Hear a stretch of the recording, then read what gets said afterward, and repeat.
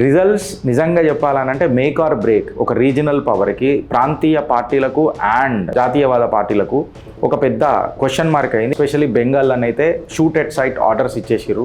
ఏమన్నా అసాంఘిక ఘటనలు ఏమన్నా అక్కడిక్కడ జరిగితే షూట్ ఎట్ సైట్ ఆర్డర్స్ అని వచ్చేసినాయి. మూడోసారి పవర్ని కైవసం చేసుకుంటుందా లేదా అని ఒక పెద్ద ఉత్కంఠ.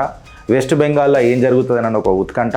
ఇప్పుడు రిసార్ట్ పార్టీ లాగా రిసార్ట్ రాజకీయాలకు టీవీకే అడుగులేస్తున్నది. పుడుచేరిలో మాత్రం క్లీన్ స్వీప్గా ఎన్డీఏ ముంగడిపోతున్నది అని చెప్తున్నారు. ఎటకేలకు అసెంబ్లీ రిజల్ట్స్ మొత్తం ఉత్కంఠతో ఉన్నాయి. ఆబ్వియస్గా లైవ్ అప్డేట్స్ కూడా చేయడానికి ప్రయత్నం చేద్దామని అనుకుంటున్నాము. బట్ ఇక చూడాలా సిస్టమ్ ఎట్లా మాకు కోఆపరేట్ అవుతుందో ఎక్సెట్రా.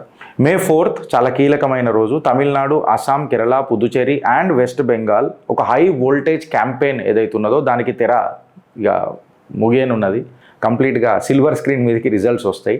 రిజల్ట్స్ నిజంగా చెప్పాలనంటే మేక్ ఆర్ బ్రేక్ ఒక రీజనల్ పవర్కి, ప్రాంతీయ పార్టీలకు అండ్ జాతీయవాద పార్టీలకు ఒక పెద్ద క్వశ్చన్ మార్క్ అయింది. మళ్ళీ కాంగ్రెస్ ఇలా జాతీయ పార్టీలాగా ఎదగగలుగుతుందా, లేకపోతే కేసీఆర్ గారు అన్నట్టు వెనుకటికి ఒక మేజర్ ప్రాంతీయ పార్టీ అయిపోతుందా అనేది ఒకటి చూడాలా. అట్లనే తృణమూల్ కాంగ్రెస్ ఇంకా డిఎంకే కూడా తన హోల్డ్ని బేస్ చేసుకోగలుగుతాయా లేవా. భారతీయ జనతా పార్టీ, కాంగ్రెస్ ఈ జింక్స్ని, ప్రాంతీయ జింక్స్ని కొట్టగలుగుతాయా లేవా దాన్ని కూడా చూడాలా. 8 గంటలకు గంట ఆల్రెడీ మోగింది.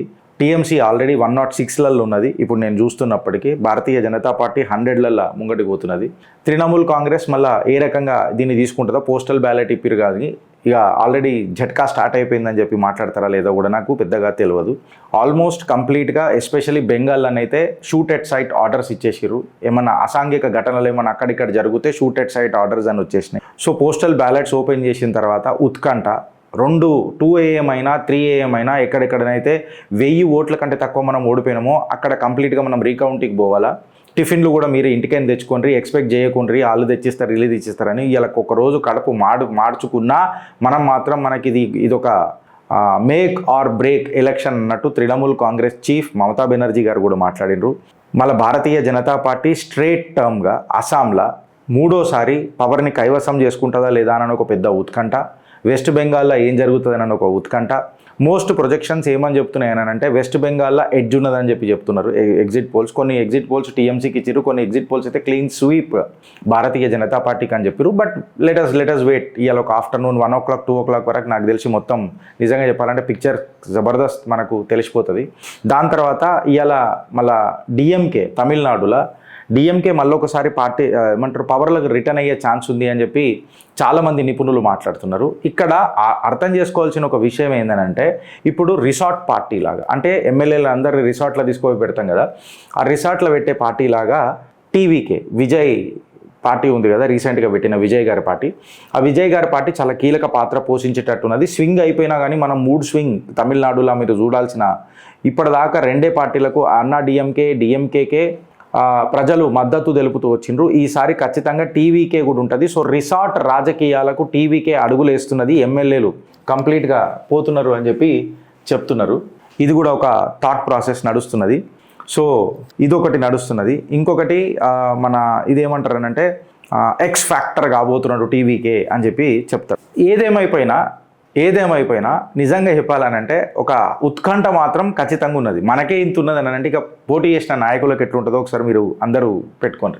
పుడుచేరిలో మాత్రం క్లీన్ స్వీప్గా ఎన్డీఏ ముంగడిపోతున్నది అని చెప్పి చెప్తున్నారు. ఇన్ఫ్యాక్ట్ అస్సాంలో కూడా క్లీన్ స్వీప్ అని చెప్పి చెప్తున్నారు. ఒకసారి మధ్యలో చూస్తుండు, నాకు అప్డేట్ ఇస్తూ ఉండు, మధ్యలో నేను అది మాట్లాడుతూ ఉంటా.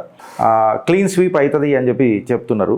ఇక ఇక్కడనే కాక గోవా, కర్ణాటక, నాగాల్యాండ్, గుజరాత్ ఇంకా మహారాష్ట్ర ఇక్కడ ఎలక్షన్స్ జరుగుతున్నాయని చెప్పి చెప్తున్నారు. సో గోవా, కర్ణాటక, నాగాల్యాండ్, గుజరాత్ ఇంకా మహారాష్ట్రలో కూడా ఎక్కడెక్కడైతే ఎమ్మెల్యేలు వాళ్ళు ఈ లోకాన్ని విడిచిపెట్టిపోయినారో మళ్ళీ అక్కడ రీపోలింగ్ జరిగింది కదా, వాటి కూడా రిజల్ట్స్ కూడా ఇప్పుడు వచ్చేటట్టున్నది. సో ఎక్కడికేలకు ఉత్కంఠ ఏముంటుంది అనేది మనం చూద్దాం.